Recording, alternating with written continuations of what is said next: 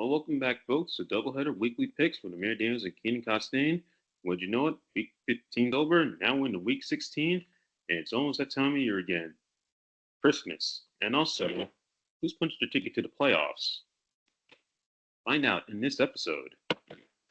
All right, we are back. Week 15 is over. Now we're on to Week 16. The season's coming. Playoffs are slowly approaching.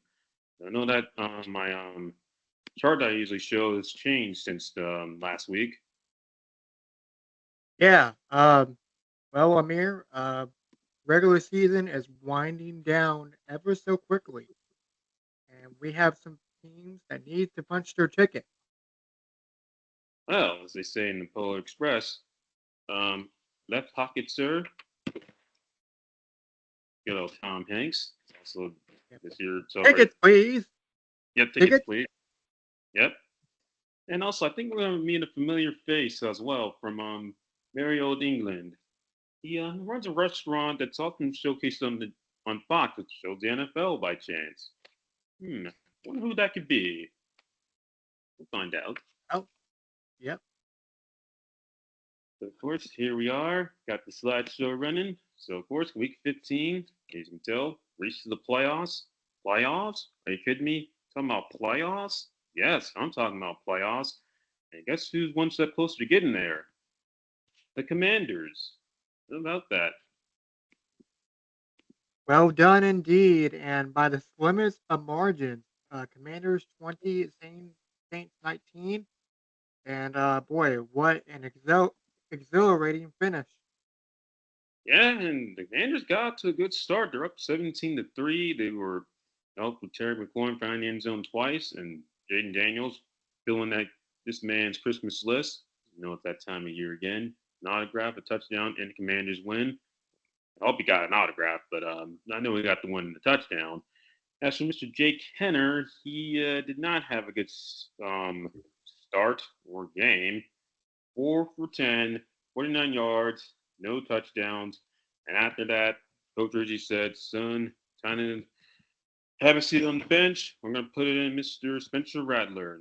And to his credit, he was able to energize the offense and lead them to two scores and almost a game winner had he been able to connect on the 2-point conversion. But up by the Saints, but close, but not close enough.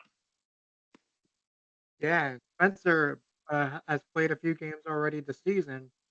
Subbing in for Derek Carr already, who is, I think, out for the rest of the year still, if I remember.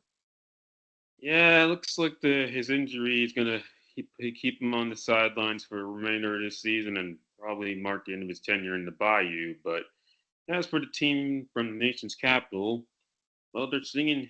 Well, you get a special message from our regular friends from the Krusty Krab. Take it away, guys.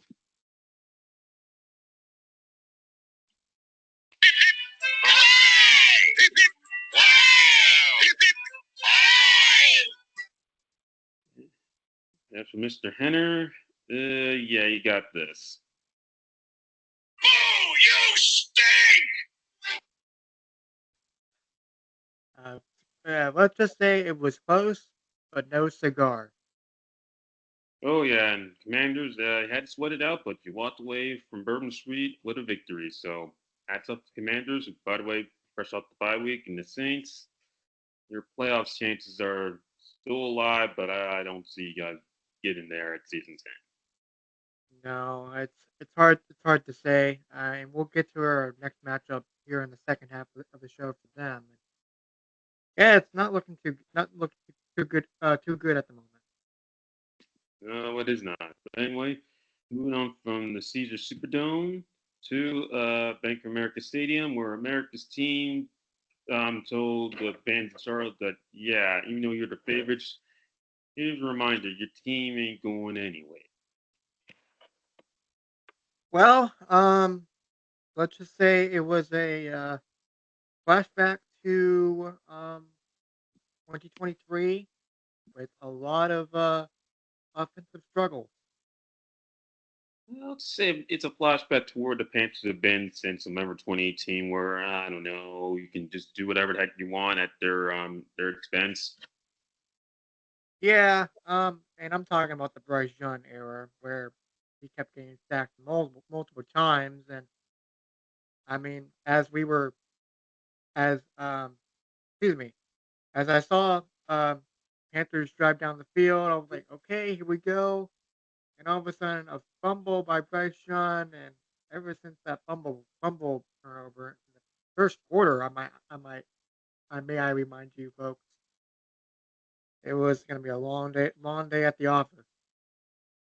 Well, I knew it was gonna be a long day in the office when it was a 3rd and 4. Anderson get the Cowboys off the field, but then right as CD broke for that route, I can see him smiling with his face mask, and he was sending that message to those Panthers fans that it's not going to be your day once again. And well, sure enough, he was right because he found the end zone and finished the day with 9 catches for a buck 16.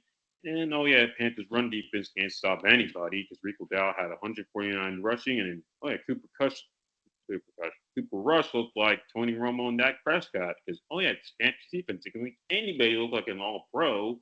He had 3 touchdown passes and passed for 214 yards. And, oh, yeah, another big day for Micah Parsons, 2 sacks. So Cowboys, I'd say help you improve your chances of getting to the playoffs. You still got a long ways to go. Yep, still got some teams to get through. You know, you guys looked better the last few weeks, but didn't you guys keep the trainer rolling? Well, I hope. Well, I'd say you play like this, you can keep the train rolling. But I've looked at the NFC playoff picture. It doesn't look favorable for America's team. But when you win, you do get a reward. So, Krusty Krab, you know the drill.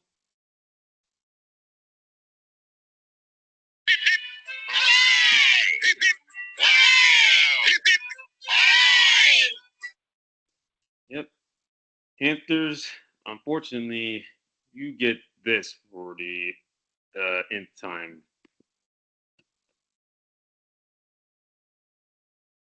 Boo! You stink! Ooh, big we had time. to we had to wake him up for a minute. That's for sure. Oh yeah, I know the crowd at Make America Stadium saying, "Wake up!" Yeah, and honestly, I got nothing else when it comes to that. It was just a bad day for Carolina in general. It was just you're gonna have games like that for sure, and it happens with any team really. It's just that's what's been that's been the story. It's been improvements, but you know you're gonna have days where teams are gonna turn back. But okay, Yeah, fortunately for Panther fans, they've been seeing too many of these bad days and too much of this. The Panthers, with that loss, yeah, come playoff time, you'll be watching it from your homes because you got eliminated. yeah, be eliminated for the seventh year in a row now. Eh, 18, 19, 20, 21, 22, 23, 24. Yep, 7 years. No playoffs for the Panthers. As I'm representing the shirt right now. Oh man. Yeah, I know that every opponent is making us long for the good old days. But moving on from these guys, speaking of long for the good old days, one entertaining game in Jacksonville. Well, this is something that I did not see coming, and wow. Well, we picked the right uh the right team correctly. That's good. Yeah, yes, we did. And else that Aaron Rodgers and Devontae Adams finally brought that Green Bay magic with them, took them to after they got eliminated from the playoffs for it to come to fruition. But better late than never, right? So, Mr. Rodgers, 289, 3 touchdown passes, and Devontae Adams, 9 catches, a buck 98, and 2 touchdown receptions. And oh yeah, Mr. Sauce Gardner, you're living up to your finally lived up to your name in 2024. You had an interception, and it's still a game for your team, as highlighted by this picture right here. So Jets, and also get your first win in Jacksonville since 2012, our freshman year of high school. So Jets hadn't that many of these. There you go. Hip, hip, wow! Hip, hip, Mhm. Hmm. And I mean, I think it made sense going into it. And Aaron Rodgers, uh, may I may I add, had a bit of a throwback game. Oh yeah, especially when he's hooking up Devontae Adams for 9 times for a buck 98. And although speaking of throwbacks, even in the win, Jets they still can't seem to get out the media's back because you scored a touchdown that you weren't supposed to. But legend has it the Jaguars said, "Go ahead and score." I don't know which narrative to buy into, but you guys will take it if you guys walked away winners, as highlighted by this picture, and Devontae smiling as the sun sets in Jacksonville. Speaking Yeah, of it's good to sunsetting in see. Jacksonville, what up? Good to see Aaron Rodgers smile again. And speaking of sunsets, Yeah, Jacksonville. Well, the sun set on your season a long time ago, but still gave a good effort. But Mr. Mac Jones, yeah, 2 picks had fans screaming this.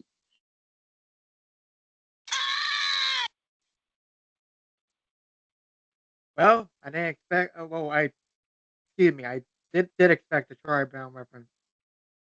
Eventually, so here we are. So. Yep, and it's Christmas time, so no SpongeBob that's been Christmas episode too. So either way, yeah, Jacksonville close but no cigar, and Mr. Peterson. Well, I don't think you'll be wearing the Jacksonville colors in a few weeks, so enjoy it while you can. Yeah. Well, um, high scoring game, and this is something that I didn't see coming, but we got it right. But yeah, good job, New York. Oh yeah. Moving on from this unexpected close game in Jacksonville to well the closer game than people expected in the Music City. Although they were singing the blues once again because their quarterback, Mr. Will Levis, couldn't stop throwing the ball to the wrong team. Yeah, it kind of reminds me of the team that the quarterbacks have struggled, and I don't know what his stat line is to this point, but seems to be going in the wrong direction here. Well, yeah, the last 2 home starts haven't worked out well for Mr. Levis because they managed to score 2 field goals last previous week against the Jaguars, and then he follows it up by throwing 3 interceptions, losing the fumble to the Bengals. They can't do well against cat teams at home. The Titans don't make it that much sense at home overall. Anywho, but yeah, Will Levis ended up 4 turnovers, and that got you benched. And fans screaming this boo! You stink! big time. Big time is right. Big time is right. And Bengals, you're 6-8, and still not out of it. No, it's yeah, and I will say things did get heated with Mr. Zach Taylor and Joe Burrow during the game, but they were able to put it aside and regroup, and it didn't really matter in the end because their team won. 'Cause it helps when you have a pick six from your defense. Mr. Geno Stone, 39-yard pick six, number 22 for the Bengals. His numbers go right up by the football. And T. Higgins led to step up, sir. 5 catches for 88 yards and his touchdown. And Chase Brown, who's been one of their unsung heroes of this year, 113 total yards and 2 touchdowns. And also, why not throw a touchdown to your defensive tackle, Sam Hubbard? You deserve to spike that ball because you scoring a touchdown reception. Yeah, we don't see those types of plays very often if you think about it. But you know, it's good to see those trickery plays from the coordinators. No, it is, and when you see it, it's a sight to see. And like I said, Yeah, go ahead and spike that ball, Mr. Hubbard. You earned it, man. Yep, and not Chuba Hubbard, but another Hubbard. Yep, Hubbard. I know a few guys in the NFL have had. I've seen that name, that surname, on a few other players. Can't name on top of my head, but either way, Sam Hubbard, your team, along singing "Who Day" in the Music City, they're singing this.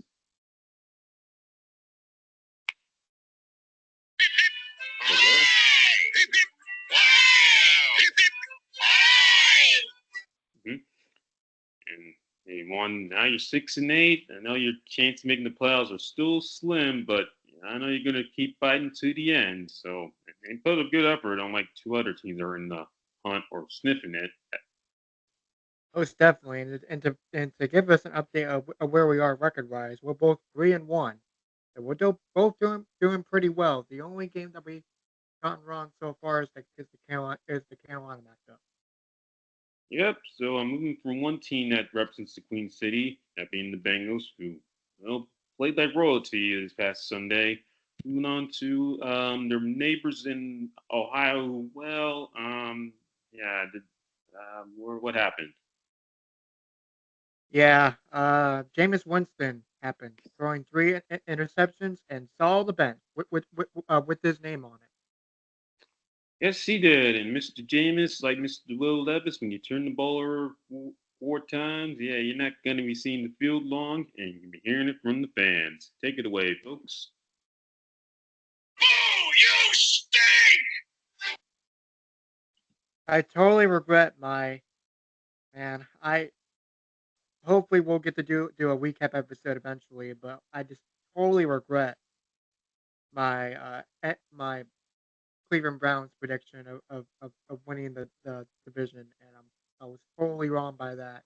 And I started to realize that 3 or 4 weeks ago, and I'm like, oh, they're not going to do anything. They're not going to do anything. And here we are. They're not doing anything. And as for Kansas City, they put up the most points in quite some time, Amir. 21-7 was the final score.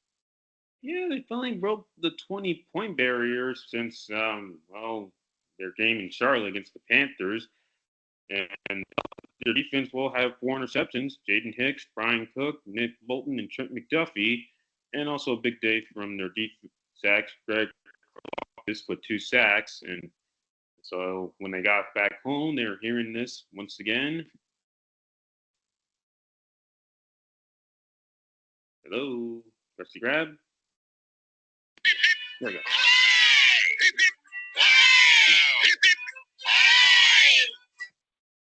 Yep. I mean, the Chiefs is playing good this year, so no surprise there. Yeah, well, the 13-1. Um, that will tie. Well, correct me if I'm wrong. The last time that the team that finished 15-1 was the Carolina Panthers. Yep, that was 9 years ago. Yeah, almost a decade now. And Well, it's that's gonna the be last. What up? well, it's gonna be 16-1 now because of the extra game. Yeah, they're under. Well, record-wise, are on their way to getting to 16-1. But I do know, unfortunately for Chiefs fans, they saw a sight that was unpleasant. Patrick Mahomes going down with an injury. Yeah, the ankle injury, and I keep seeing reports that it'll be day to day, and full, I'm I'm fully confident that he will play this Sunday. Well, actually Saturday, but yeah, a very short work week for them. But and they got a big game coming up, but we'll touch on in our next segment. Either way, they got to walk away with a convincing win over the Browns. The first time they won a game by two touchdowns in over a month. So either way, Chiefs fans will take it. Browns fans, this season can't end soon. Oh man, just cannot end soon enough, and I think it's time to move on from maybe Coach Kevin Stefanski and maybe Miles Garrett. Yeah, who also had an injury scare too in this game. Yeah, he did. I think he had a head-to-head contact. No, I think it was an ankle injury, but yeah, he was. I know he didn't come back to the game, and hopefully it's not. or it's not too serious, but and the bad news is once as they say, when it rains, it pours. Yeah, it's that use the bad news slogan. But yeah, 3-11. I mean, best they can do now. If you're Carolina and Tennessee, is to get as many wins as you can and see what happens. Oh yeah, not a whole lot of time to get some wins, but hey, yeah, you gotta win. Hopefully, make the last 3 weeks count. But moving on from this game at first, or in Cleveland, Ohio, to well, a celebratory occasion in Houston, Texas. Houston, Texas. It seems like the Texans are slowly getting it back together now after a rough few weeks. Well, and helps that the Neil Hunter, who's having a very good season his first year with the Texans, had another big day on a half sacks, and Derek Stingley Jr. He's more than one YouTube video is making the case for All Pro, had 2 interceptions, which I say is an All Pro day, and also Nico Collins, finding speaking the rule of two, well, he found the end zone twice as well. And by day's end, well, Houston fans, the South runs through you guys once again because you are AFC South champions for the second year in a row. So, having said all that, take it away, Krusty Krab.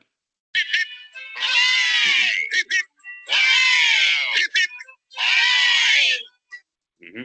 Yep, and I say they're fine. They seem to find their stepping stone because of those Nico Collins touchdowns. With two of them, like you said, so the double Krabby Patty would help fries, as the bikini bun would say. Oh, yeah.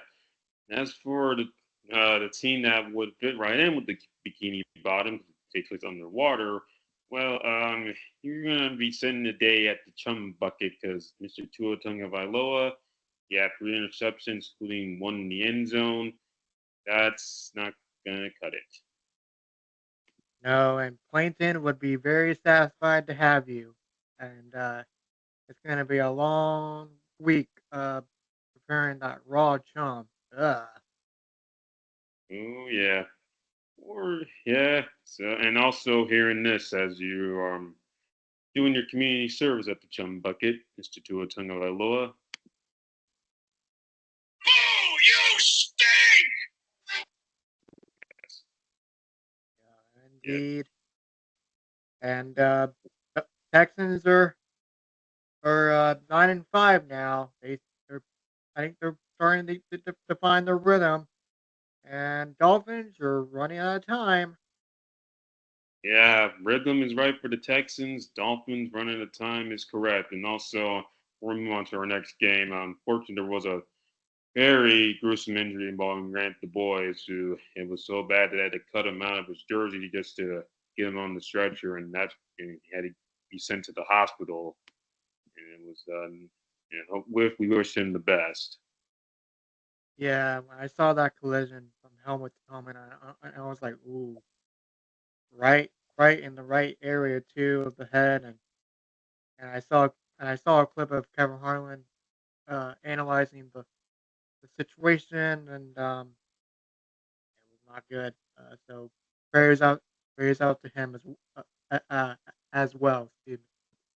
Definitely. And yeah, we hope he makes a speedy recovery. And yeah, it's just unfortunate they want to take those hits out of the game, but especially with the Tex, given that they have players suspended to do a hit like this. But either way, enjoy the championship Texans, but also play some smart football down the stretch as well. So, having said all that, moving on from Houston, which by the way, we're going to the playoffs. So, and enjoy it, but also play smart down the stretch. So moving on, let's go to a team that's also making a good run for the playoffs, or another team. Well, let's just say it's this 100th anniversary season is yeah, that has not gone according to plan. But let's start with the Ravens. Good game from Mr. Lamar Jackson. Good game from Lamar Jackson and Derrick Henry as well. The score of this game was 35-14, and Amir, you were super close to getting this right. We're both pretty close. I mean, it just and we knew this was going to be a one-sided affair, and sure enough, it was. Helps with Lamar Jackson throwing 5 touchdown passes, 2 to Rashad Bateman, and 1 to Justice Hill. Also had a big kickoff return to start things off, and Darius Washington, first career interception, sir, as well. The Ravens, what a way to come back from the bye week, and so that earns you guys a. Oops, not yet. Oh,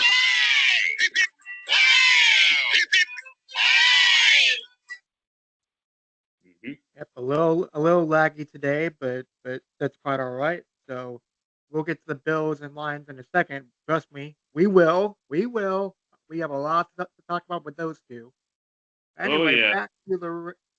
back to the Ravens and Giants.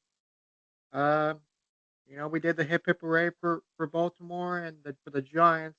2-12 of 100th anniversary season has not come to fruition, and with that, um, oh, as you see by the sign here or this banner here, Mister Mister Maria, enough. Please fix this dumpster fire. If I'm reading that correctly, Mara, but Mara. yep.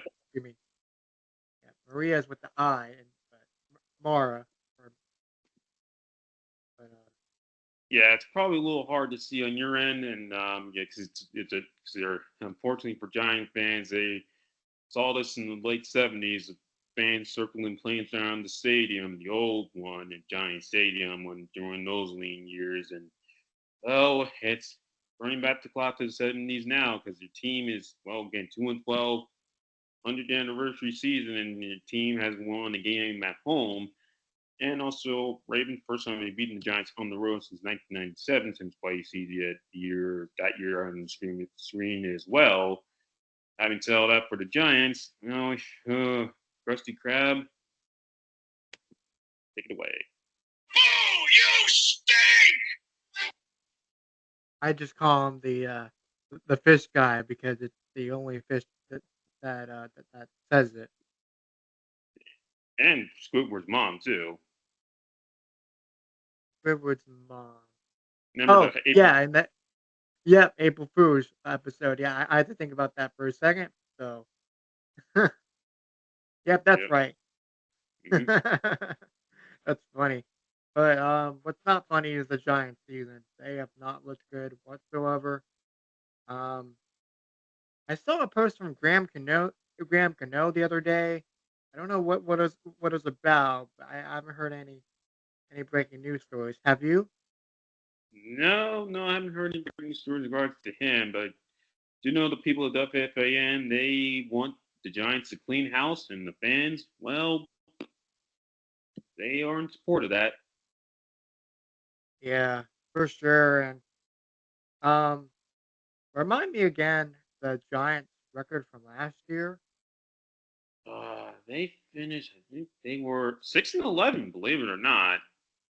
Yeah, well, let me look up their record 2023 just to clarify for our audience on Spotify here. So as I'm typing and talking at the same time, which isn't really helping, but let's see. Yeah, oddly enough, they were 6-11. So man, they've really taken a step back. Yeah, considering that they were in the playoffs just 2 seasons ago, and that's a distant memory now. Distant memory is right, and and uh we'll do some comparisons later for sure. But enough about this team right here or this matchup. I'm ready for the next one. Yep, and also another Hubbard sighting, Sean Hubbard, who took some of these pictures. By the way, good work, sir. And Shutterstock and Larry Brown Sports as well. So anyway, moving on from MetLife to the Motor City, and wow, oh boy, what a CBS you delivered, and so did the teams at Ford Field. Well, But, Amir, you might be onto something with this Buffalo pick when it comes to the Super Bowl at least. I don't know like who you got winning right now, but Buffalo, you look mighty impressive putting up 48 points against an 11 game winning streak team coming in, the Detroit Lions, 48 to 42. Yeah, and also our first ever score Gami, well, that we covered on this, actually the second ever, both involving the Lions this year. So 48 to 42, first one that's ever happened in NFL history. Hmm. That's an interesting stat for people, for trivia night somewhere. And as for me, I came up a little short of picking the right team, and um, but I'm as the record stands, I'm 6-2. Amir, you're 7-1, so you're ahead of me. Yep, and also, all right, I'll see you when we get back, Dad. Yeah, sorry about that, folks. So, anywho, yeah. Yeah. Now getting back to the regular programming. Yeah, it was quite the game in Detroit. And old Josh Allen had another MVP performance. I mean, as the sign says here on the right, and oh yeah, great picture by the way. Who think Ben Green took that one. Anywho, but Mr. Allen, 362 yards passing, two touchdown passes, 68 yards rushing, and two rushing touchdowns. And James Cook, welcome back, sir. 14 carries for Buck 05 and two touchdowns. And Ty Johnson, five touchdowns for Buck 14. The Bills fans, I mean, offensively, you're playing like a Super Bowl contender. Defense gotta pick it back up. I know you've been leaky the last 2 weeks, but either way, a win's a win. And when you win, you deserve this.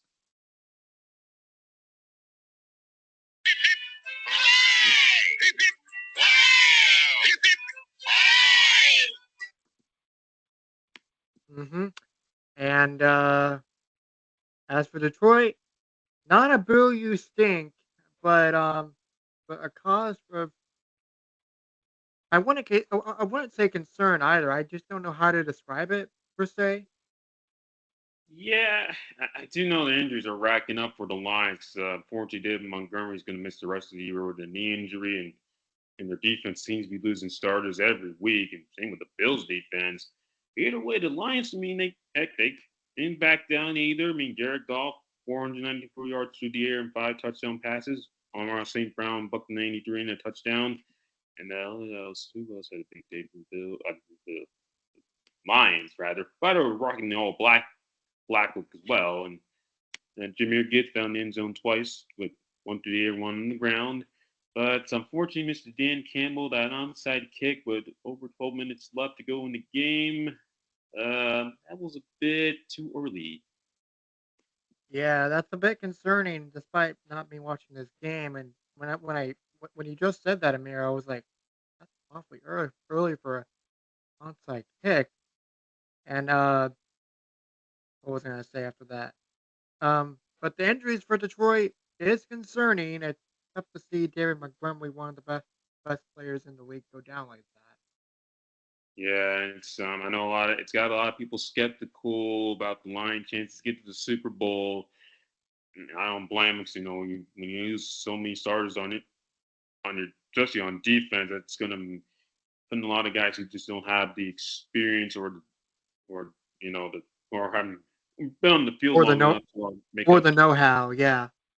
yeah. So I give him at that onside kick when it happened. It was like, well, if it works, you're a genius. If it doesn't work, you look good. You have your tail between your leg or second guessing yourself.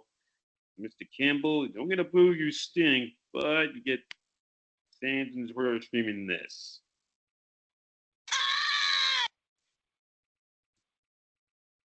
Yeah, is right. And well, I mean, can't can't fault for him for trying, but maybe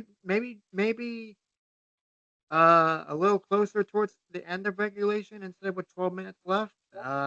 Still got plenty of time. Oh yeah, and I I don't I can only in this defense probably because his defense couldn't stop the Bills' offense, but unfortunately, given that short field, that was gonna make that's where the decision backfired. But either way, still an entertaining game at Ford Field. So it could be a high scoring game. Didn't see Scorgami coming, but either way, game of the year. But this is definitely the game of the year, hands down. Yep, game of the year, for sure, and it'll be part of the nomination for later on. So Yep, and hopefully the Super Bowl matchup in New Orleans in February. We'll do glory for that. But if it is, I'm out. I like it. I like it too, but there's still gotta there's still some things to figure out.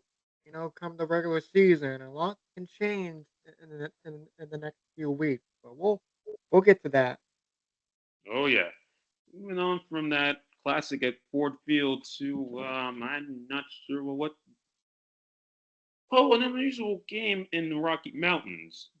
Colts. Where were you guys in the second half? Oh, you were nowhere to be found. Nowhere to be found is right. And when I saw the score of this game, and I was like I could have swore that the Colts were better than this. And Denver is one of those teams that started off kind of rocky. No offense, no pun taken, because of the Mhm. Rocky Mountains. But yeah, Denver has turned it around, and I've looked a underrated team that could possibly, quote unquote, possibly make it far. Yeah, possibly if they don't have 3 interceptions from the quarterback, but it helps when your defense forces five. And oh yeah, Mr. Taylor. Speaking of what's going on, yeah, um, how can you fumble the ball at the goal line, sir? Better than that. Yeah, I I I had to watch it multiple times back, and I was like, just hang on to the ball, and just tuck it in, until you at least get past that line. And you should know that you've been in the league what 7 8 years now.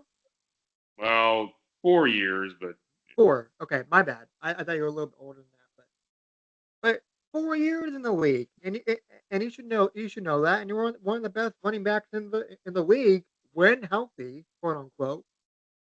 oh yeah. And the only thing is, I guess we see this on TV, and now from his perspective, he thought he scored. I don't blame him there, but John, you can't do that. After that, nobody in the Colts uniform saw the end zone or the scoreboard ever again.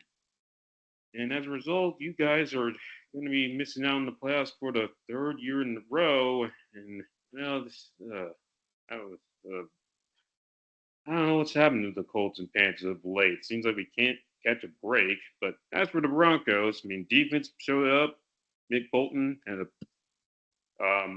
scored on a lateral pass that didn't work out for the Colts. It worked out for the Broncos. And Nate Atkins, who had a touchdown, 15-yard touchdown reception, put your team in front and for good. And Pat Surtain, another interception. That's the game for your team. And as a result, Denver, you're one step closer to ending your playoff drought and back to Super Bowl 50. So I haven't settled that. Broncos, come on. Okay, hold on. There we go.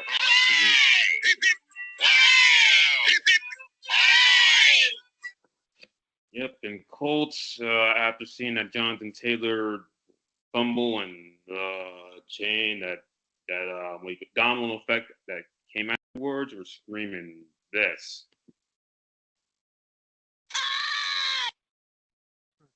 That's a perfect way to end the Colts season, is if you're a Troy Brown, uh kick, kicking the place of the football on Thanksgiving. But man, it's just I'm a bit confused, really, on the Colts.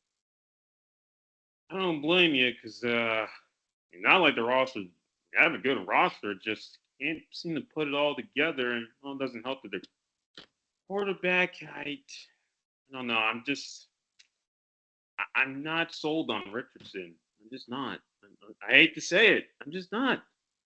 Yeah, it, it's kind of odd because I it's weird because Joe Flacco is not gonna do anything for much longer.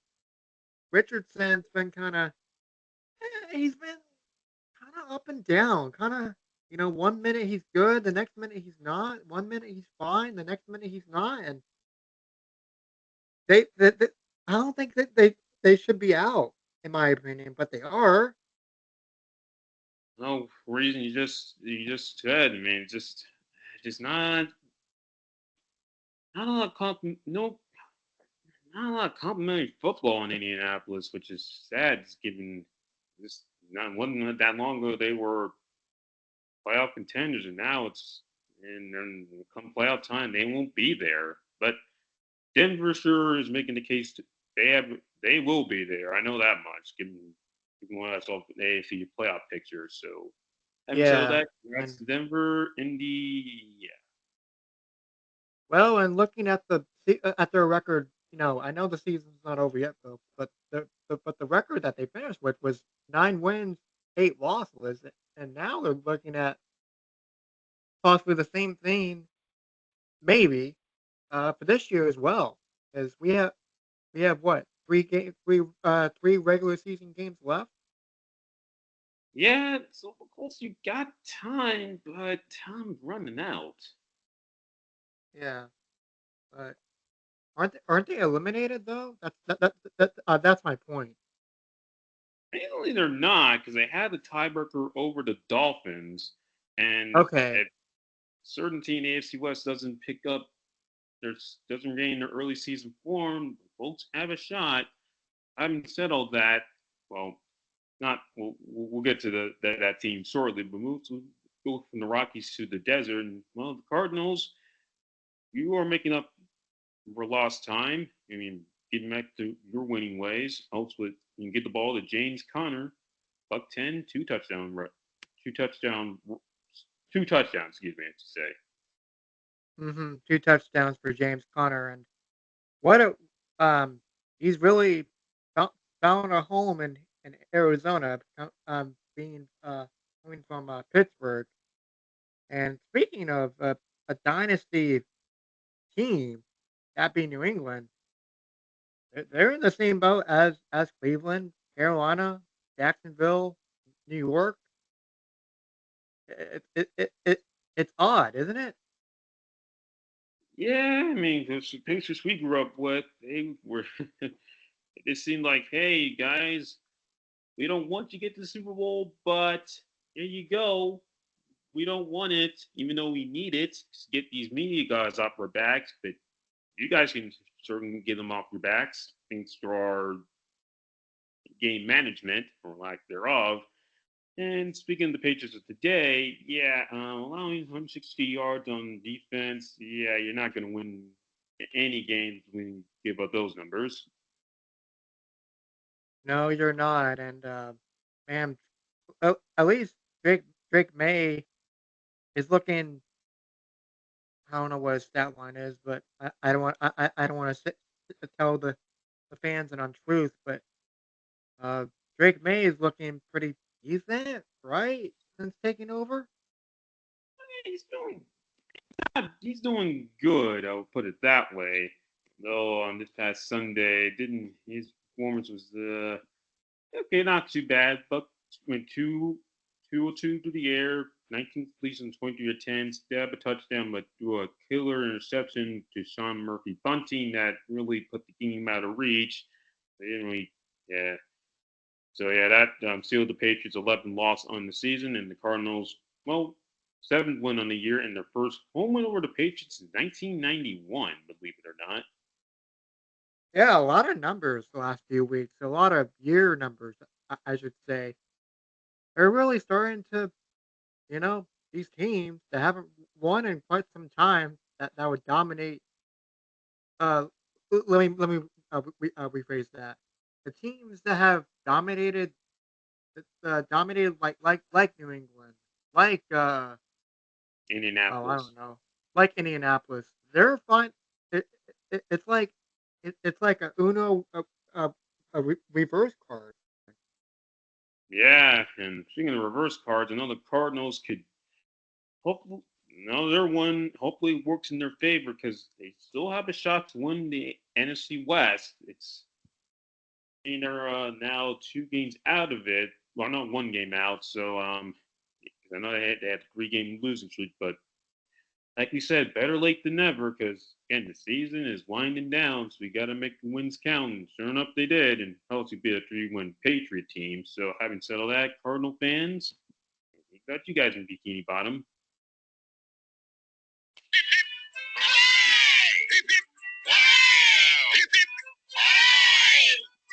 Sometimes I just got to use that magic snap and it just works, you know? Anyway, as for the Patriots, that run defense, well, like the Panthers run defense, take it away. Oh, you stink! Yep, you see me snap my finger there the best I could. Oh, yeah. I can't do it Yeah, like Thanos, but I do the best I can. yeah. That's one talent I can't do. I can never. I can sort of get it, but I just can't get the rest of it down. But anyway, enough about snapping fingers and Thanos. Let's get to the next matchup. Yep. Yep. Speaking of streaks, Steelers couldn't end their winless streak in Philadelphia, and having said all that, Battle of the Keystone State goes to the Men in Green, Philadelphia Eagles. Wow. Well, I'll get myself a big clap. I got the Eagles score right. Yeah, yes, you did. Yep. No, actually, I did. All right. I had 427, but Oh, you did. Oh, my bad. Oh, yeah. Dang it! I always get. I was close. I was super close. One of these days, man. One of these days, I'm gonna get it half right or 100% right. I know. We've come close this year. I know it's. It's Well, coming. you still got 3 weeks left. I, Got 3 weeks fingers left. crossed. Got fingers crossed. But okay. Well, uh, Pittsburgh, 10-4. I mean, that's better than what you dealt with last year. Let's see how you. I know we're doing a sneak preview to our regular season episode, hopefully. 10-7 last year, and right now you're at 10-4, so you're making better progress. Oh yeah, and despite the loss, you will be in the playoffs. So had kind of a bittersweet, definitely a bittersweet weekend for the Steel City. But as for the city of Burger we love, well, there's a lot of love going around in the passing game. 'Cause I know that came under fire in the week leading up to the game. AJ Brown, well, to his credit, he showed up. 8 catches for $110 and a score. So AJ, way to back up the tuck, sir, and have every reason to dance with JM Hurts as well. And that's every right to do a little dance with your compadre for sure, Jalen Hurts. Even though he did call him out for lack of passing game, and Mr. Hurts, you finished with a one over 200 yards passing in this game, but I know found Devontae Smith who had a big day for one over century mark as well, but 09 and a touchdown reception. And Mr. Hurts, if I pull up your stats real quick, sir, you had. Come on, baby. Okay, you don't want to cooperate in it? Okay, here we go. 290 yards passing. There we go. On 25 completions. And by the way, yeah, he took care of the ball, folks. So I'm not sure why Mr. Magdar Russo, the mothership, why he's saying he's playing with privilege. You expect these guys to play good. He's playing good. You got this guy's No, back. yeah, and he's I mean, sure he had an interesting day against Carolina, but like, guys, just leave the poor guy alone. He's just gonna he's gonna have one of those days where nothing's gonna go his way, or quite getting the win. Yeah, I Eventually. mean, see, I know, and Eagle fans, I know it. The Super Bowl year, I know 2 years ago and last year how things ended. Yeah, you don't want to relive that, but you're looking way better this year than you did last year at this time, especially offensively and as a team in general. Defensively, they've stepped up too. I mean, hell, the Steelers to 13 points and only 200 yards of total offense. This Steelers offense is no joke, by the way. Yeah, and if they play exactly like they did against Pittsburgh, they can make it back. They can make it back, and Jalen Hurts can get that ring that he finally desperately deserves, in my opinion, because a couple years ago the Eagles were this close from getting that ring against Patrick Mahomes. No offense to the Chiefs, but I just think with the Eagles right now, I think this is a hot take. Ready? I haven't made a hot take in a while, but I think the Eagles are better than Kansas City. Oh man, I would agree with that. I mean, a lot of people would. And some would say they're better than the Lions right now, given how they've been playing. Some would say that. And speaking of which, now they're tied with the Lions, and while the Lions still are on the driver's seat for home field advantage, if they do stub their toe, home field run through Philly, and a little bit different playing in Philadelphia in January compared to Ford Field. Yeah, I mean, man, imagine seeing like the Eagles and Lions go at it. I wish David Montgomery was a part of that, but Yeah, I wish he was too. And same with Aiden Hutchinson, who might be ready for the playoffs. But and also AJ Brown had a bit of injury scare too in this game because he got rolled over on a run late in the game. Well, luckily it wasn't serious, so got to keep your players healthy too, Philadelphia. So having said all that, Eagles, as they're saying, fly Eagles fly, and victors of the Battle of Pennsylvania, you get this.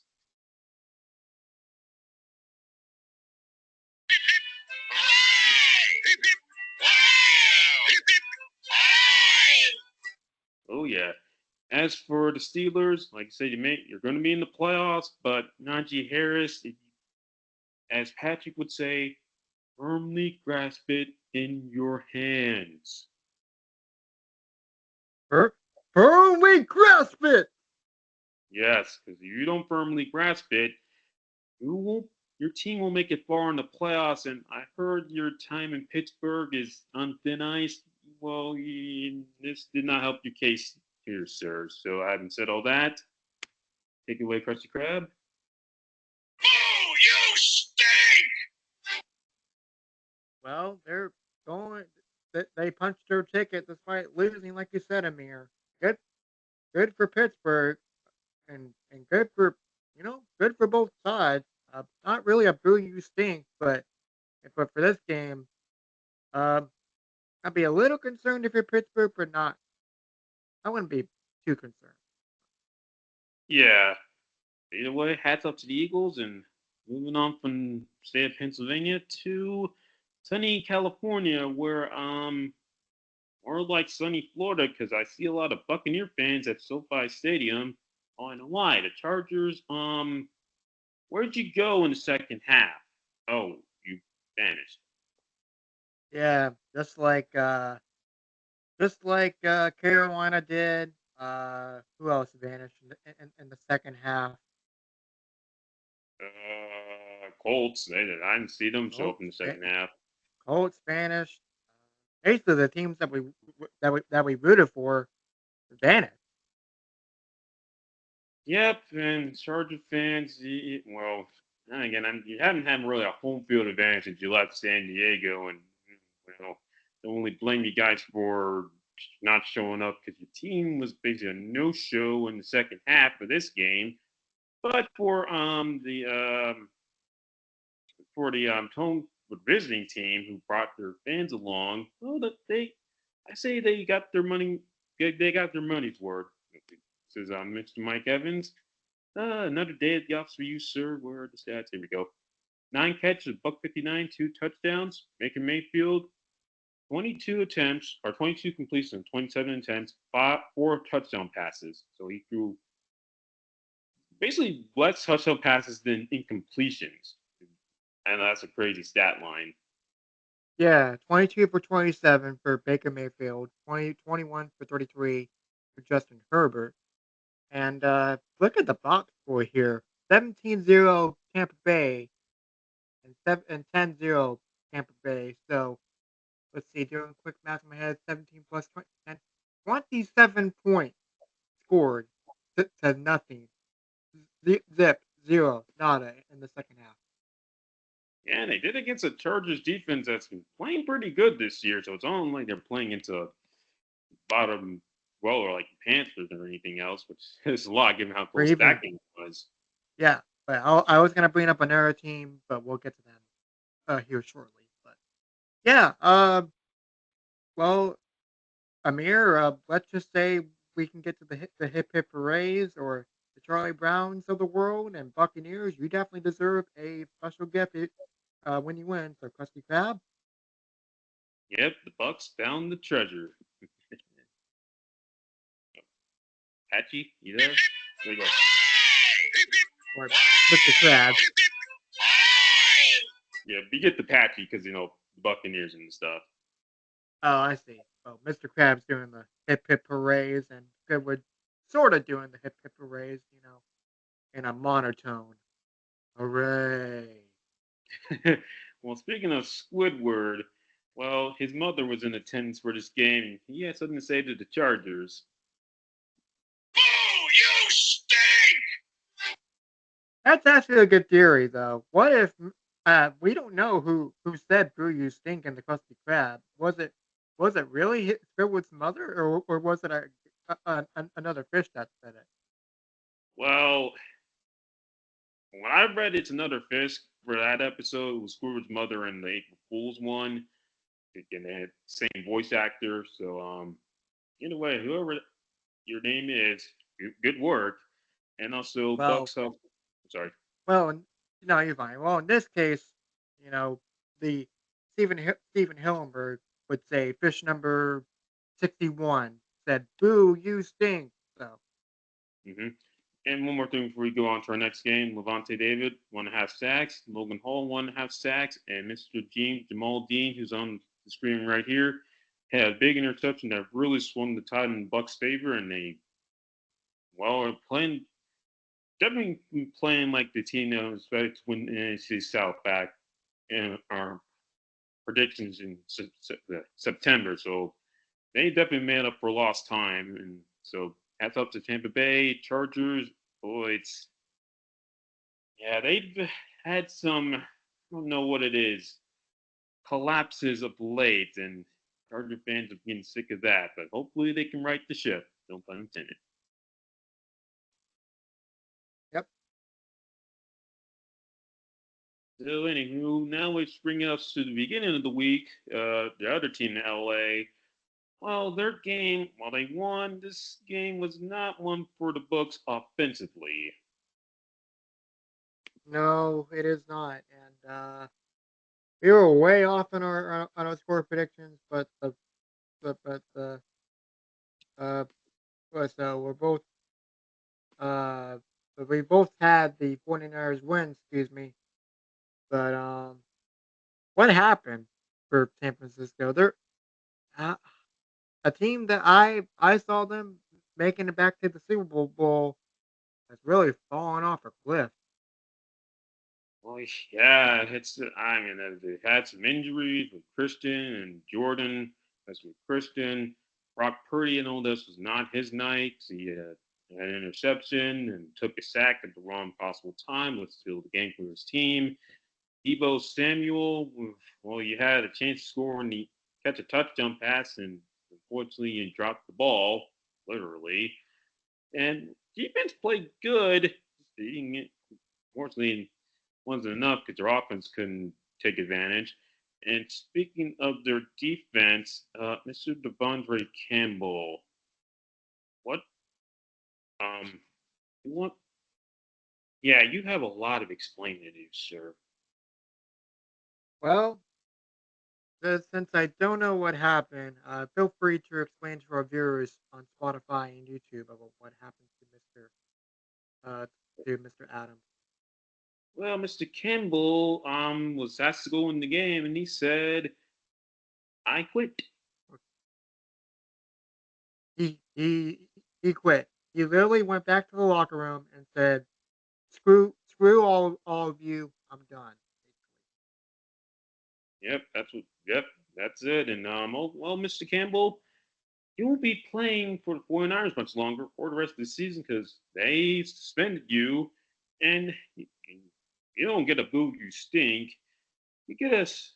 Let's just say, you you know a guy by the name of Gordon Ramsay, Keenan. Oh yeah, he's been chilling in Carolina. He's been chilling in the yeah, basically Carolina this entire time because we don't send him anywhere else but Carolina as of this season. And I would love to say this to you, Amir. Amir, cue the clip. I, definitely, Mr. Ramsay, take it away, sir. Get out! Yep, that's what he told Mr. Campbell. Yeah, and I meant to say Campbell, not Adams. So my apologies there. My brain doesn't want to work all of a sudden, but we are back. So Campbell, as Ramsey said in the audio clip, there's the door. Get out. Yep.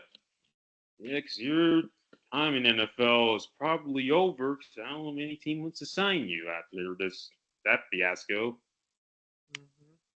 And just really just man, that really grinded my gears, man.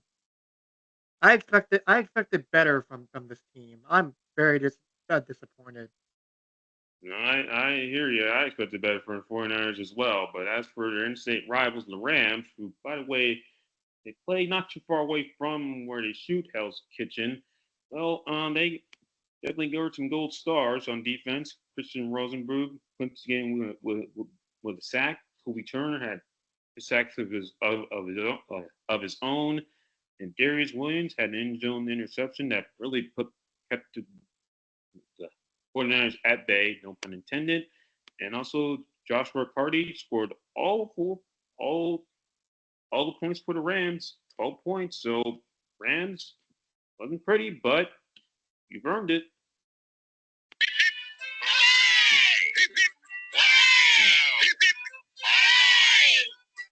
Oh yeah, and also you got some help on Sunday night from a team from Wisconsin. So moving on from that game in at Santa Clara to Lumen Field, Actors, man, rocking the all white uniforms and on a way to win. What a game in Seattle.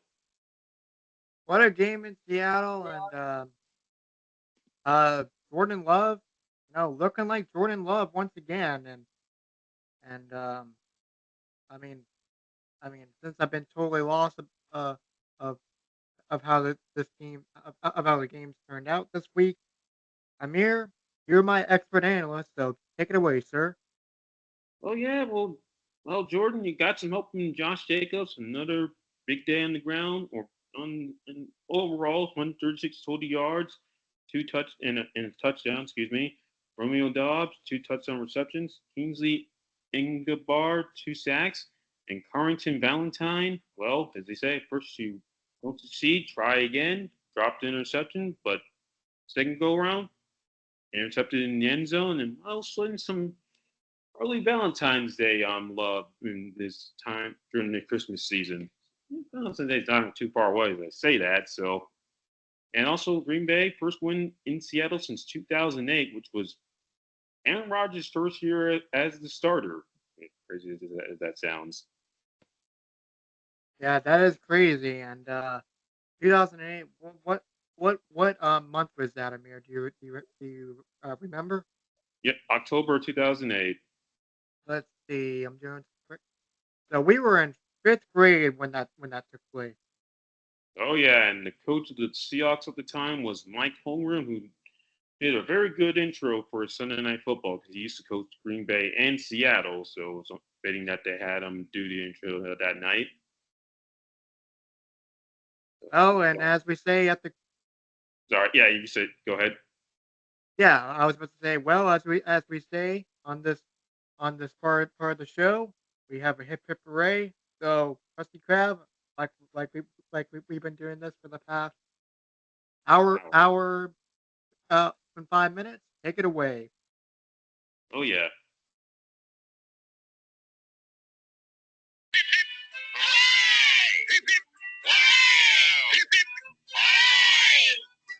oh yeah, with cheese, Mr. Squidward, with cheese. Yeah, with cheese on that Krabby Patty for sure. And um, I thought it was gonna be a little closer score, but uh, well, I'll let the second audio take care of its course. Yeah, well, Gino, I don't know what it is. You're looking like the Gino from the Jets. 6 interceptions inside the red zone. That's can't have those. And when you do that, Boo! You stink! you get Yep, that. you get that from fish number 61, as I like to say. Yeah, they do collect their fair share of fish in Seattle, and well, unfortunately, the ones that Gino says delivered have not made it to market. And also, Gino, I did hear you got injured as well, and not serious, but you don't pick up your play, you might be relegated to the bench, just like a certain guy that we'll get into shortly. And also, Seahawks, you're now on the outside looking in for the playoffs because now the Rams, they claim first place in the West because they beat you guys on your home field back in November, overtime thriller and the day before Sunday for the election. So Rams been a great week 15 for you guys. Seattle got to pick things up. So anywho, and also first you the Packers winning that game. Guess who made is going to the playoffs? Vikings, playoff bound. And as for the Bears, well, so much for the offseason hype. Yeah, so much for the off-season hype, and well, yeah, well, DJ Moore is gonna watch it from home, and his former team, the Carolina Panthers, is gonna watch it from home as well. Oh yeah.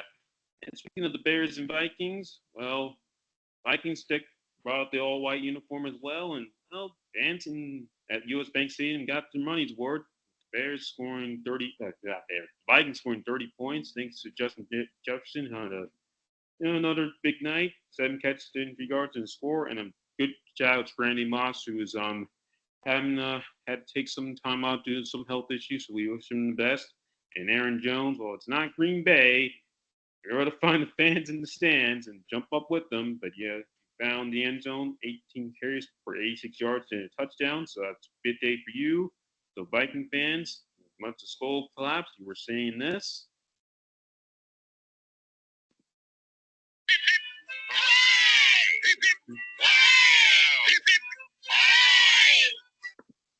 Yeah, as for the Bears, man, this ever since that Washington game, man, it's just been, oh, man, it's Yeah, just been downhill ever since.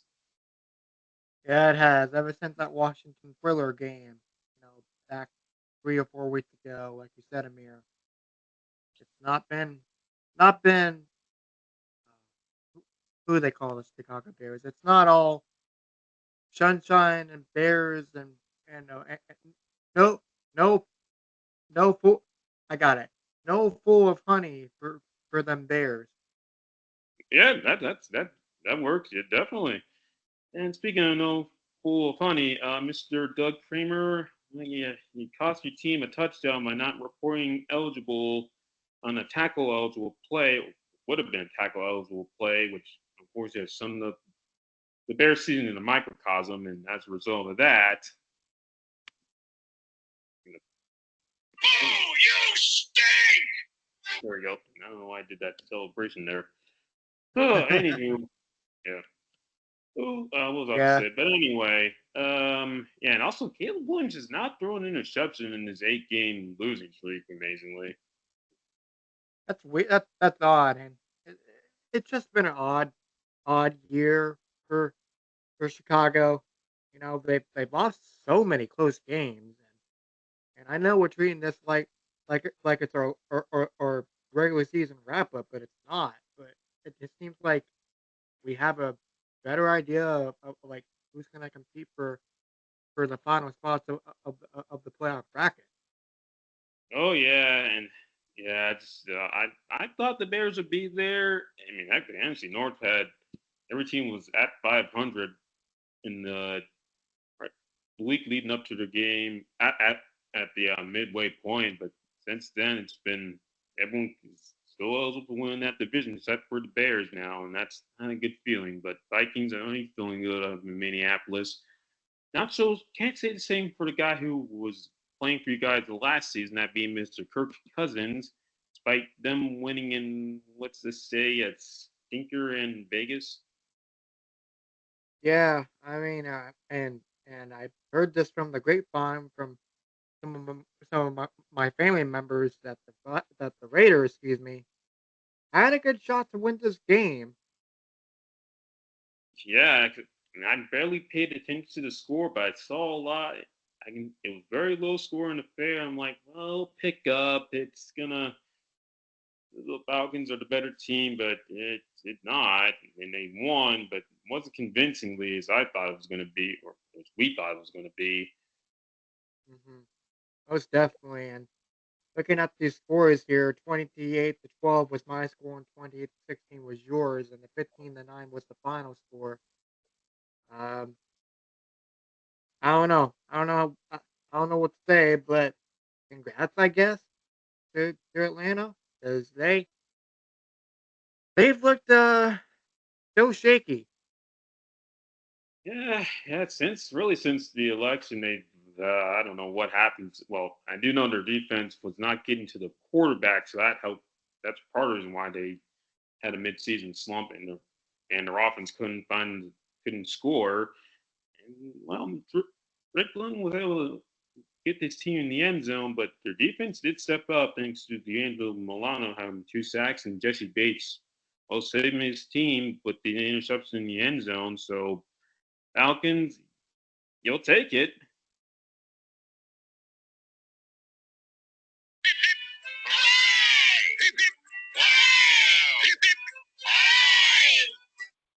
We're giving a anticlimactic fist raise because the results that was we expected a little more from Yeah, the Falcons that night. for yep, and for once I wasn't smiling after during the audio clip, and oh man, it's just I mean I picked Tampa Bay to win the division, but I'm saying to myself if the Falcons can keep up like that, I don't know what to say.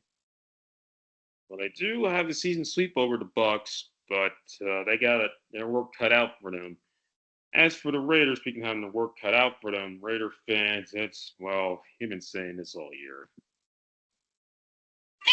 You stink! Big time. Welcome to the two wins. No, excuse me, 3 wins or less club at the moment. You're joining the Carolina Panthers, Cleveland Browns, Oakland Raiders, or excuse me, Giants and Titans, and is that it? Patriots and Jags. And Patriots and Jackson. That's 5 or 6 teams. Yep. Yeah, that's wild. Me. Wow, that this game was able to keep its Monday night time slot, and that result didn't help matters either. But speaking of results, and on a happier note, we both finished with 12-4 records, and that was our predicted records. So yeah, Hey, yep, I like that. yep. That is actually the second time this year that has happened. Believe it or not, that we finished with this. We got our record predictions correct. happened because I Yeah. did some research yesterday, and I was like, has this happened before?" And sure enough, it has, and it occurred way back in this thing to load. Come on, cooperate with me, Google Docs. Here it goes. It's Amir, loading. look for that information. Here it Uh, is. oh wow. So what It a happened back in week 7. week 7. So it had to be in October maybe. Yes. Hmm. Uh. Wow. That's a cool stat. Yeah. Well, we haven't been able to get the final score correct on any of these games. We managed to get our records correct, predictions that is, and even going Mikey's go undefeated. So I haven't settled that. Hey, great week for us. Most definitely. And to to to clarify, that was week 11. We got that right first time. Week 7. Week 7.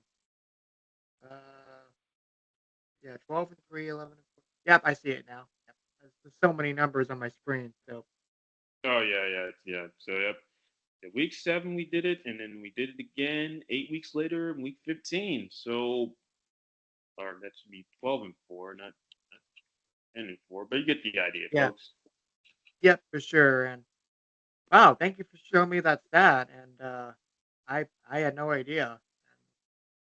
And man, we've done this for the past 15 weeks now, and it's hard to believe we're gonna move on to our week 16 preview, which is coming up after the break. All right. So now, okay, we got through week 15. As you saw before, we both finished with the exact record we predicted. Hopefully, we can do the same thing this week and maybe get a score right.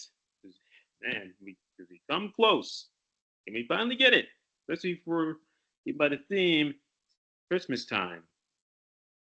Yep, Christmas is actually 1 week away because this video will be uploaded on Wednesday Yep. Yes, it is. So, yeah, next Wednesday will be Christmas Eve at the time of this recording. That's or why you Christmas see. Day. Christmas Day. Oh, Christmas. Yeah, you're right. Christmas Day. You're correct. Yeah. Man, this month's going by so fast. I know. Well, we'll get to that in a second, but with I excuse me, I cannot talk to. Here's the last few weeks. I've been struggling with my words, and my apologies, folks. But okay, I am. You know what? I'm ready to move on to our standing uh, thought slide.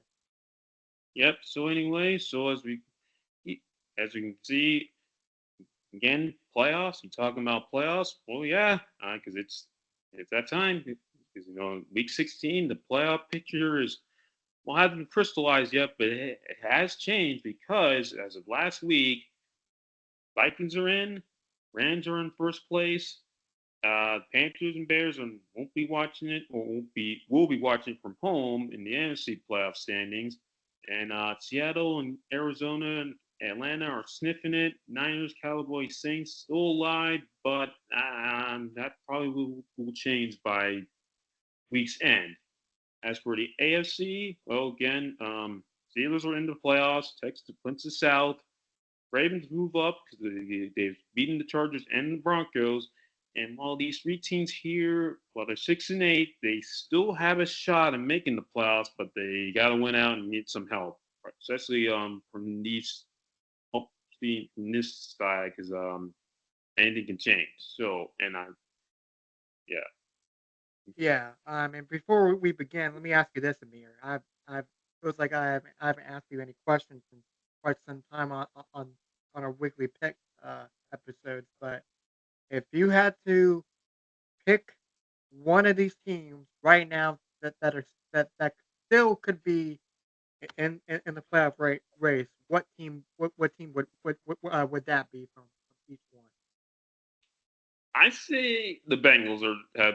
I'd say if there's a team that can sneak in, it be them. Okay.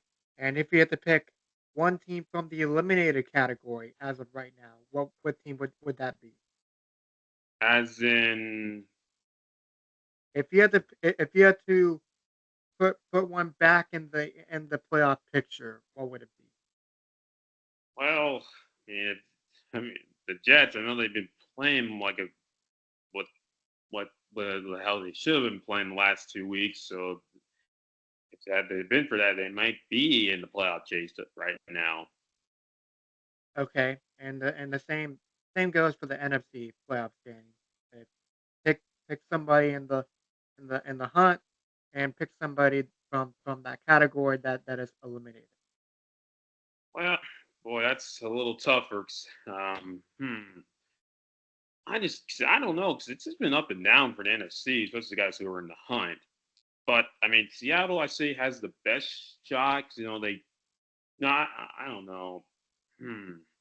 It's between Seattle and the Cardinals because they both have a chance to win their division. So it's still tight in the NFC West. As for a team that I'd say would if they had to do it all over again, could be in the race. I mean, Bears. I mean, they got to a good start and have the offense and the defense to worthy for the playoffs because the Bears defense has been playing great this year and helped save their team early in the season. Well, I might be a little biased since I'm wearing the shirt today, but the Panthers from my eliminate from the eliminated category, they could be if they won their games against, let's say, uh, let's see, Kansas City or Tampa Bay, they could be in the playoff hunt. Yeah, and had a better run defense as well. So I mean, Carolina on paper actually looks okay. I would probably give them maybe a C right now. Not bad, not good, but a C, just average. I mean, they they improved, or they Yeah, have improved. yeah. I mean, I will say one game is not a big improvement, but I say they're better than they are now than they were last year. Yeah, but and for my hunt category, honestly, I would go with Atlanta because on paper they've looked. I mean, on paper they looked really good, and I was saying something like this in our preview episode back in September. It would probably have to go be between the NFC South teams of Tampa Bay and Atlanta because of Kirk Cousins. I just don't understand how Atlanta is able to do that. And when it comes to the AFC picture, if you can go to the next slide, Amir. Mhm. For me, I would say the Colts right now would be, if you know still has a shot because on paper they have a good team. They just can't capitalize it, like you said. And I still believe in Anthony Richardson a little bit, but I, for me personally, I just think it's rough sailing for Mr. Richardson. And as for my team that's eliminated that could be part of the race, and it's I would say maybe the Jets because of Aaron Rodgers' play, and they made some moves, but it it just hasn't been hasn't looked good. To be honest, I know I'm using simpler words, but I mean simpler words are better than none. No, I hear you. And the Atlantic, I can see because they do have two. They swept Tampa Bay, so that's something that worked in their favor. If things were in now the last few weeks work out, there's again going with the Bengals. They just seem Joe Burrow seems to be much more proven than say Anthony Richardson. I mean, heck, Joe Burrow's stats look like MVP caliber. Be better if his team was had a better record and all that stuff. But then Yeah, again, yeah, yeah, things can yeah, change. yeah, and that's all when it comes to Cincinnati too is that they're barely hanging on for for dear life despite Joe Burrow putting up the numbers.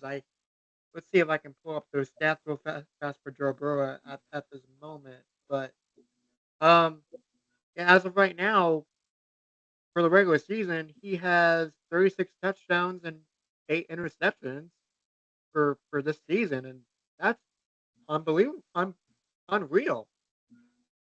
Yeah, and he's putting better stats than Patrick Mahomes. And speaking of stats, folks, don't get just Pro Bowl voting is got 1 week left, so or less than a week left at the time of this recording. So make it count or get them in. Definitely, yeah. So So I I got just you. wanted to, yep. But anyway, I just thought that I asked that question because we're getting close to crunch time, and it seems like now we have a better idea who is going to make it in. But things could change, and NFC and the NFC playoff race is still up for grabs, which is good to see. And I just think at this time on December 18th of 2024, I think it was the right question to ask. Yeah, I totally concur. Speaking of playoffs, the game at Orlando, Maryland's got playoff implications because the NFC East is up for grabs. If the Eagles win this, they win the East. But if Washington wins it, they're still alive and they'll clinch a playoff spot. So, what do you have winning, Keenan? Well, I'm gonna say 27-20. It's gonna be a close game. So Philadelphia has to win. All right, 7-20. I'd say I'm going to go with Commanders. I say 27-24. Okay. I like the momentum. How I like the momentum of both teams. I like how Philadelphia is playing right now, and honestly, this is my favorite part of doing these picks with you for the last 8 years now because we dump some over the phone, and I always looking forward to this because of the race. We have an idea who's gonna make it, who's not. Mm-hmm. But and speaking of you know of odds, Commanders plus 150 and the Eagles minus 125. So Eagles, you're in the driver's seat this week.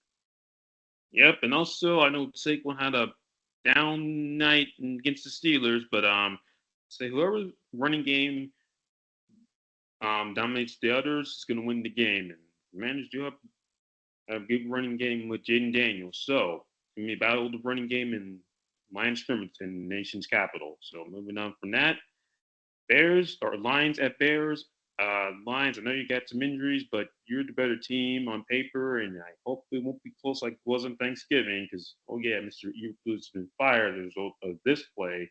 So, having said all that, Lions take care of business in Windy City. Bears, yeah. Yeah, I would I would have to I would have to agree. 27 to 14 as well. Uh, I mean, Lions should be all right, and the betting odds would definitely agree. The Lions minus 290 and the Bears plus 240. Oh, yeah. I knew that was an easy game to pick. And staying with this one, before we get into it, we do have a change at quarterback in Atlanta. It won't be Kirk Cousins. It'll be Michael Penix, who they drafted back back in April. So, Mr. Penix, here's your shot. Team's in the playoff chase. Hoping you can spark the offense. Otherwise, you might see another long face from the Raheem Morris because you guys were in sold this in the first place not too long ago. So, Keenan, who do you have? Um, well, I'm gonna play it a little safe. I don't see a high scoring game, from Michael Penix, but he's gonna be. Hopefully, he doesn't overdo it. He stays calm. He stays collected. Um, I'm gonna play it safe and say 17-14. Atlanta should win it. Giants have kept it close, but I just think Atlanta Atlanta should be all right. Well, should be all right because this Giants team's no good, and oh yeah, I don't have to worry about circling the plains right now. But I do know the Charter will It won't be a happy playing right back for the Giants. So I haven't said all that. Falcons 24, Giants 10. All right. So the betting odds is minus 450 and the Giants plus 340. So Atlanta, you are definitely in the driver's seat over almost a 100-point spread. So, uh, but I mean, pretty simple. Shouldn't be too crazy. I mean, the only way I can probably see it is probably one of those games where Oakland and Jacksonville played a little sloppy. Well, we'll get to them shortly. Falcons fans, I know you got the signs up saying we're ready for y'all. We're ready for our team to start playing like a playoff contender. And oh yeah, hopefully now close game at home against this Giants team. So anywho, moving on from Atlanta to the Battle of Ohio Part Two. A Battle of Ohio Part Two. Let me read these betting odds real quick. So Bengals minus 380, Browns plus 290. Haven't put too much thought on the Cleveland Browns, and despite playing having the televised game in Charlotte, North Carolina, I might add, last week, which is kind of Yeah, hard because we don't uh we in the North Carolina area don't get a lot of Cleveland Browns games on national bias television on the CBS network. yeah. I was expecting to get Iron Eagle and Charles Avery doing the Houston Miami games to have more playoff atmosphere in terms of the records, not Cleveland, Kansas City. But speaking of Cleveland, Cincinnati, I know you guys are the better team here. I think James is going to start, but either way, he may not finish it again. So having said all that, Bengals 27, Browns 17, Bengals sweep the season series. Yeah, D well, I think I saw like a rumor that the DTR might be starting for Cleveland. Well, that's just a good case for that, giving James his ball security the last three games for like the rest. Yeah, I mean, I think it's best to they're out of they're out of contention, so why not mess around with a few changes and start looking in. Hate to say it, but start looking into the future because we don't know what Miles Garrett is going to do. We don't know what Kevin Stefanski's going to do. We don't even know what the quarterback situation is, despite the fact Deshaun Watson has a massive contract. Yeah, it's funny bring up Watson because the last time these two teams met, Watson blew out his Achilles, and which, from our perspective, was in his time in Cleveland, but the Browns haven't had the final say in that. But anywho, what was your prediction for this game? Well, my prediction for this game would be maybe maybe I don't see them scoring 30 points, so I'm gonna say just give me 21-10, and that should be fine. 21-10, Bengals. Excuse me.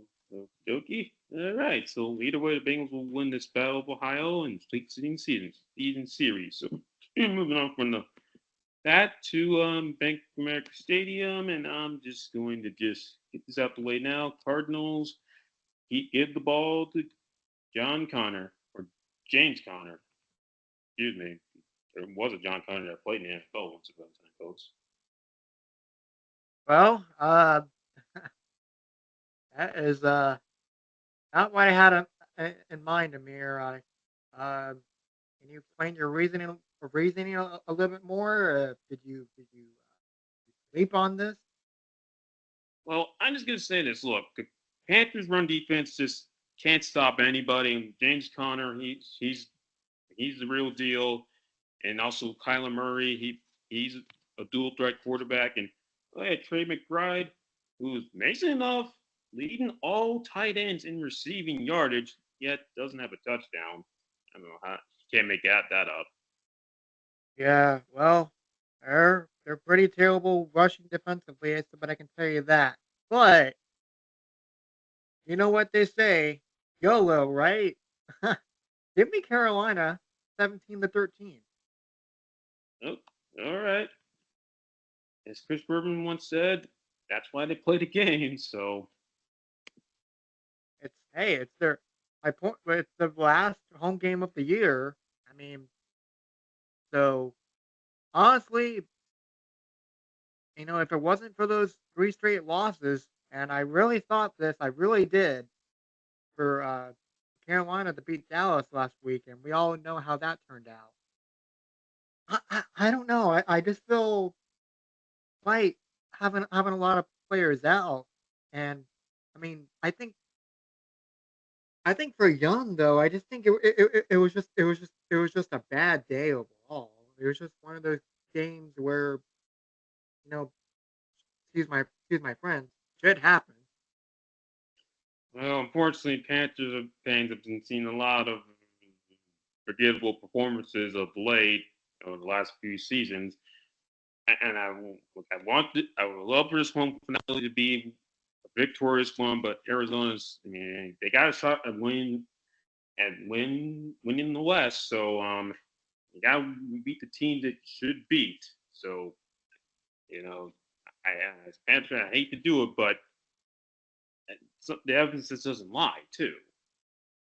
Right, it doesn't lie at all, and the only way I can see Carolina win this game is that stop the run for sure for Arizona with James Conner and Kyler Murray. Keep this in mind, folks, has a good arm for his size, and before we move on forward, Kyler Murray, what is your height, sir? I know this is crazy, but Bryce Young, 5'9", Kyle Murray, 5'10", or 5'10" for both, excuse me. Same height. So, yeah. So Kyler Murray, you know, didn't start off great, during his NFL tenure, right? Correct me if I'm wrong, please. I would. He got to much better start than Bryce. I know there's been a lot of ups and downs along the way. Okay, I now it's starting to come back to me. Was he the first overall pick as well, Kyler Murray? Yes, he was Yeah. Was it 2017 19. and 19? Oh, and 19 feels like 10 years ago for some odd reason, but uh, so I don't want to go into any more tangents for this matchup, but anyway, my point is if if they can just stop the running game and stop Kyler Murray, I think they have a shot. Honestly. And if we get the bad Kylix, I know it's been up and down for him since the Cardinals returned from their bye week. And then you get to the betting odds as well. Yep, and the betting odds say that the Cardinals are in the driver's seat this week at 210 minus negative 210 minus 210, and the Panthers plus 175. I mean, if you want to put some money down on FanDuel and please gamble responsibly, folks, please. And so there are your odds. Yeah, especially when it comes to the Panthers. So anyway, moving on from this game. There we go. Move on to MetLife, where the Rams will fly cross country, take on the Jets. And well, the Rams, you were in first place. You're facing the Jets team while playing better, not in playoff contention. So having settled that, Rams get her done. We'll Larry the cable guy. So yep, there you have it, folks. Yeah, so give me 24-10 Rams. Mhm. Yeah, I was gonna say 27-14, but just to be a little beat a little bit on the safe side. Actually, I'm going to The change that to odds, 30 to 10. 30 to 13, excuse me. okay, okay, 30-13. So the betting odds plus 145. Vikings driver's seat this week minus 170, or excuse me, Rams. My Rams minus 170. Jets plus 145. Excuse me. Yeah, and my apologies for that. I was like, wait, Vikings, like, that can't be right. It's the Rams. Yeah, I'm just trying to read these off as we go. So, oh, anyways, should be pretty simple enough. I mean, the only thing I can think of is to be one of those crazy scores that are 15-9 final. And yeah, Well, hopefully we don't get a 15-9 final in this game because I know Matt Stafford and Aaron Rodgers are going to put up a better stat line than what we saw in Vegas. And so, having said all that, well, let's move on to this game. Colts Titans. Colts won. They met in Nashville. Colts can't seem to put opponents away. They are in the driver's seat for the playoffs. So Colts, you take care of business. That's all I got to say here. So Colts 24, Titans 14. yeah. If somehow, some way, excuse me, Indianapolis doesn't pull this off,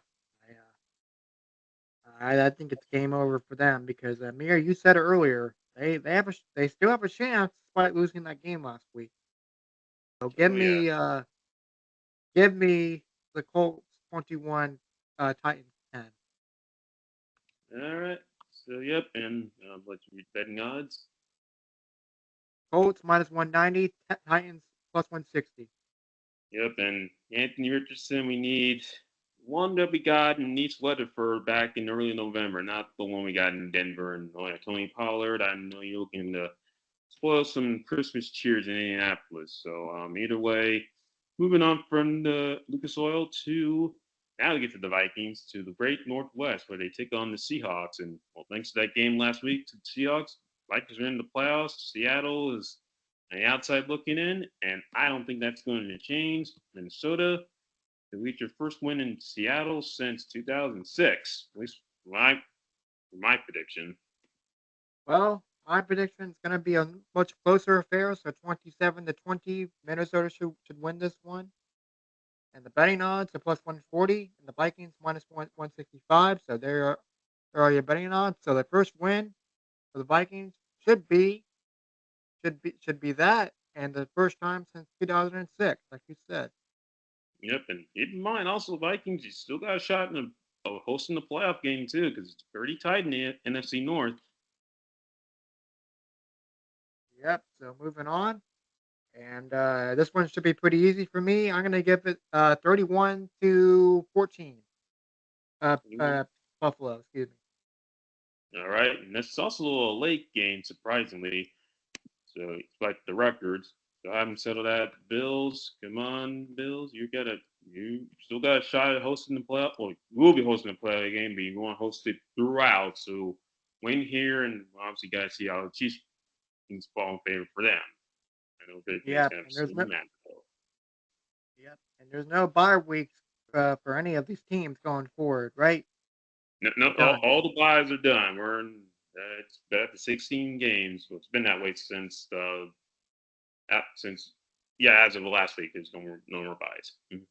Yep. So it was last week was the first week with no buys. So all right. So the betting odds minus 1,000 for the Bills and Patriots plus 600. So yeah, you guys should win this one. No question about it. No ifs, ands, or buts. I'm sorry. Yeah, if this game's close to the 2 minute warning, there better be a glitch with CBS's graphics. Glitch or something like that. But okay, let's see. Jaguars 3-11, Raiders 2-12. Wow. I'm gonna say 12-9, Jacksonville. Let's just say that. Yeah. I don't really blame you because you just this game does not look it's not must see. But I'll just say Raiders can finally get a win at home, 23-20 over Jacksonville. Either way, this Okay, game. so you're saying it's gonna be high scoring affair for the most part. Maybe I'll knock it down a little bit, 19-16. You just NFL can be Okay. so weird, but either way, if you fall asleep Yeah. on this game, don't blame you guys.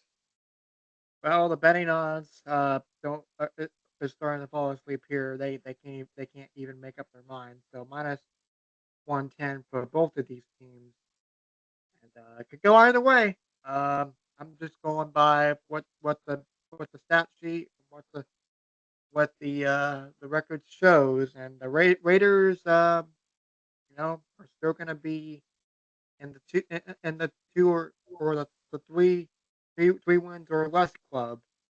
And Jacksonville, you can get up to 4 wins if you can get it done here and get out of that club. Yeah, and well, either way, one someone's either be wearing a paper bag or even a toilet seat over their heads once this game is over. So let's just move on. Yeah, needless to say, the late slate this week's not as appetizing as was last week's. As Nance and Romo will be at this game in Miami. I thought this would be better on paper when the schedule came out back in April. Agreed, and I lost all faith in my prediction now. I really hate to say this, but I say Miami wins this one 31-20. Something will go down, and it's gonna be wild here. Yep, I'll say it'd be a close one, but Miami will pull it out since they have a much better chance of making it than the Niners. So it'll be 20-26, Dolphins over the 49ers, and then the betting odds reflect the game. Well, that should be a plus instead of a minus for one of those teams. No, it was actually minus. It was minus for both of them. I was like, man. I Oh, mean, heck, we had a both. It was equal for the Raiders and Jaguars too. yeah. So agreed on that. So with the betting odds, it's minus 105 for San Francisco, and the Dolphins should be a minus 115. Yeah, who's I don't know which team's going to be turning that crown upside down, but we're saying Miami.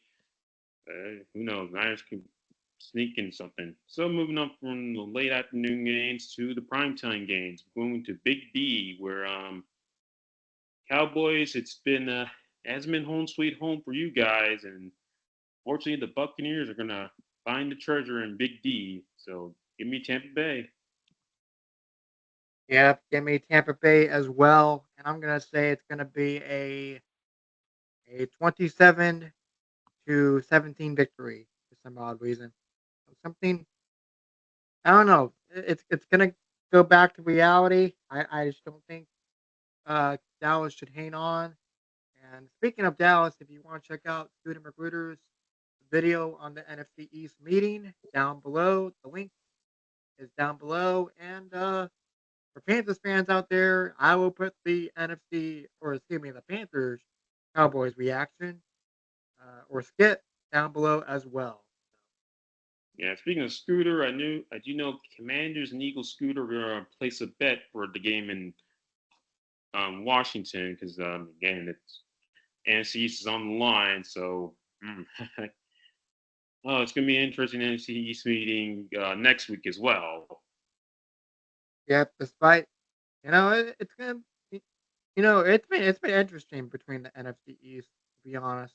Because it's been like three teams have been going at each other all year. Besides, the two win Giants. And, um, Oh, well, let's just say Giant Scooter has been finding a way to make it fun as well. So yeah, but um, we'll figure it out then once we get there. And Tampa Bay, you have the you're in the driver's seat this week at minus 195, and the Buck Cowboys plus 165.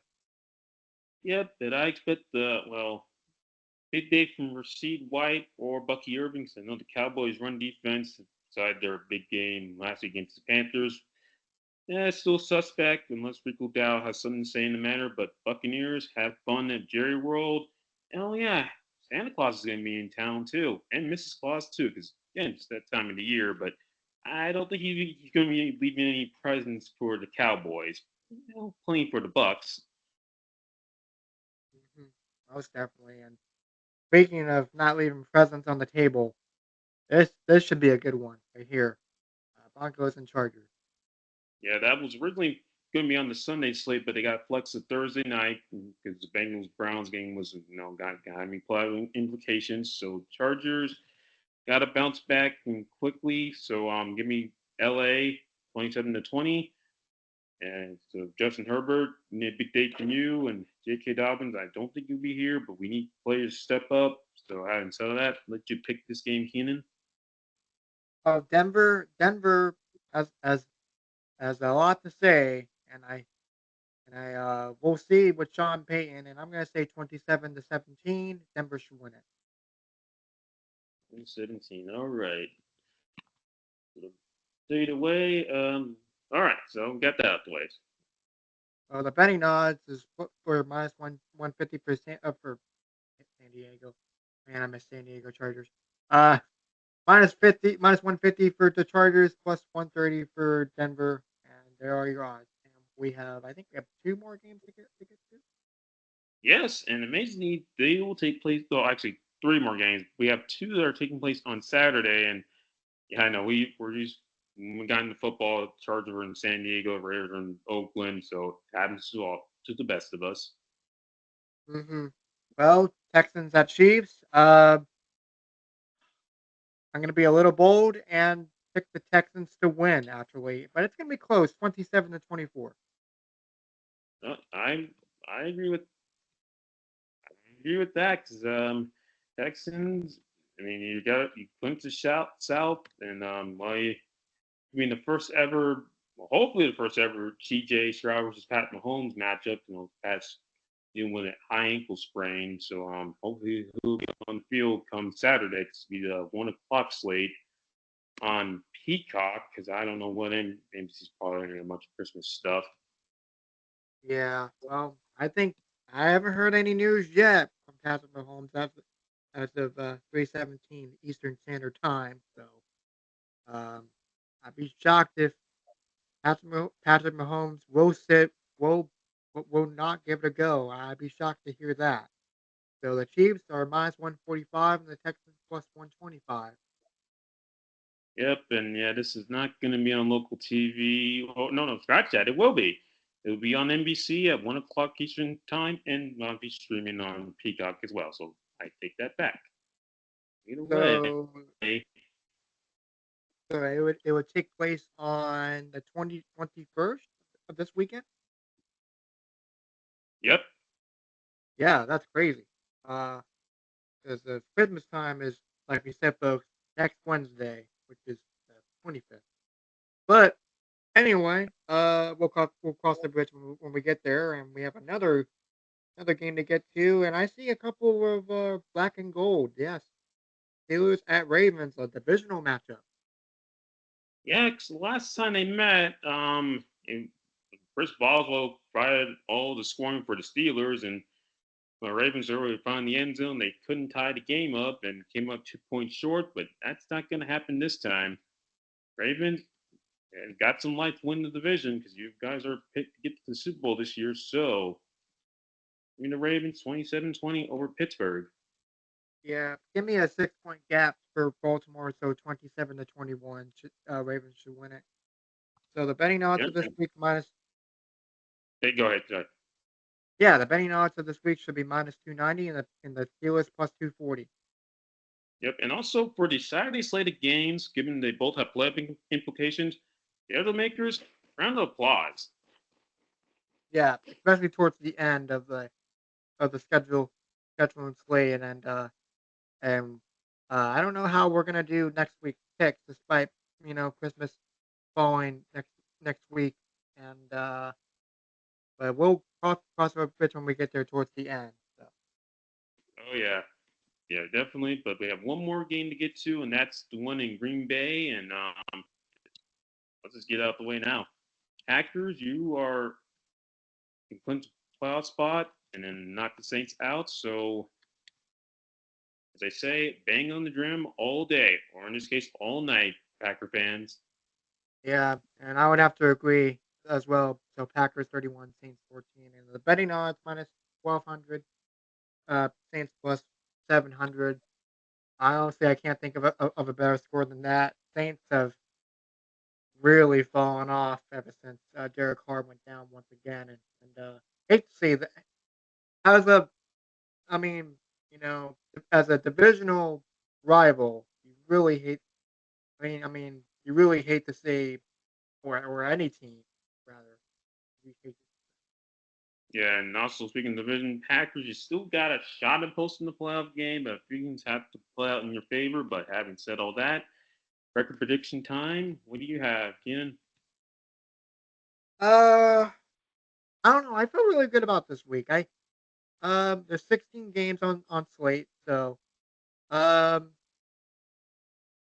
I feel really good. I don't 14 and 2. I'm gonna trust my gut. I'm gonna go 12-4, but you never know. Hey, as I said in Rugrats, we need a miracle, or it's a miracle. So who knows? We might get a miracle. Say my score prediction right, but anything can happen. Right, and I guess this would be appropriate to say to our viewing audience here for next week. What will be the plan for week was it week 17? When we do Yep. that? Yeah, What week would be the 17 plan? next week. Yeah, I'm what not. would be the Well, we can record probably Christmas. I don't work on Christmas Eve, so yeah? that works So out. yeah, so definitely it would be on a Tuesday. Would be a little bit earlier than we usually do it for weekly picks. So yeah, folks, you're gonna get most likely a Christmas Eve special with us.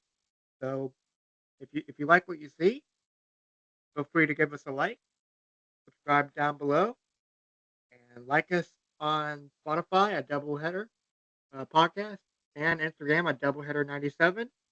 And stay tuned. Stay tuned, folks. Yep, and also enjoy the games because there's a lot of playoff implications. It's again the race to the playoffs, and who's going to punch a ticket this week? Who knows? But it's going to be exciting. So anyway, enjoy the games starting tomorrow night in LA between the Chargers and the Broncos.